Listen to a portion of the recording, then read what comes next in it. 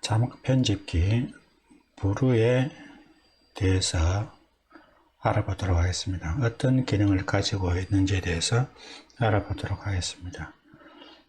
업로드가 된 파일을 불러오게 되면 파일에서 영상을 불러오는 탭이 보이죠.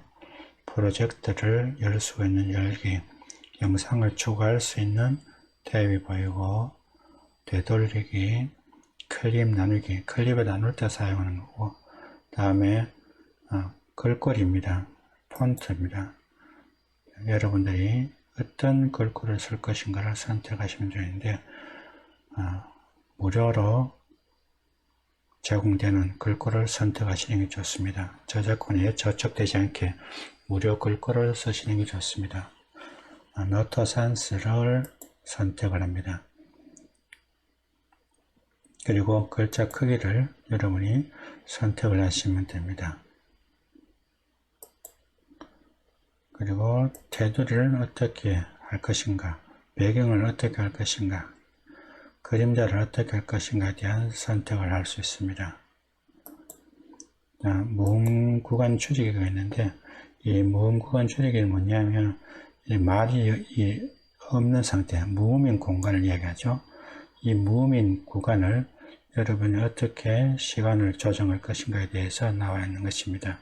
그래서 여러분이 필요한 시간만큼 조정해 주면 됩니다. 그래서 조정을 하기를 클릭하면 됩니다.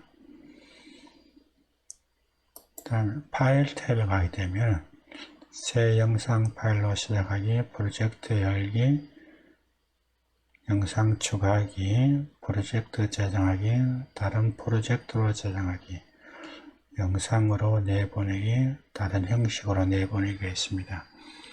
보통 다른 형식으로 내보내기를 클릭하게 되면 자막 파일, 텍스트, 프리미어 프로, 파이널 컷, 다빈치 리졸브, 투명 배경 자막, 오디오 파일, 이미지, 이렇게 형식으로 이미지 형식으로 내보낼 수가 있습니다.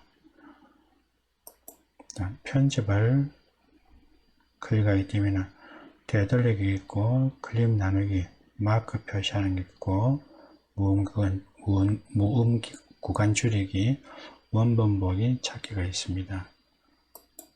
자막에는 자막 사용하기와 텍스트 불러오기가 있습니다. 서식에는 서식 복사가 있고, 글꼴을 선택할 수 있는 것들이 글꼴을 선택할 수 있습니다. 글자 크기, 글자 색상을 선택할 수 있습니다. 테두리, 배경, 그림자를 선택할 수 있고, 두께에 대한 내용이 나와 있습니다. 그리고 위치를 나타낼 수가 있습니다. 삽입에는 이미지를 삽입해 줄 수가 있습니다.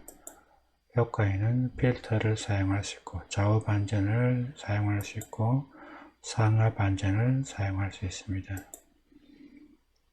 설정하게 되면 언어를 선택할 수 있고, 하드웨어 가속 있고, 프리뷰 위치가 있는데 여러분이 필요한 것을 활용하시면 됩니다.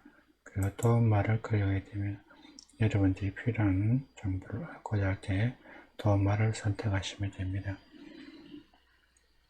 우리의 툴바에 대해서 한번 알아보았습니다.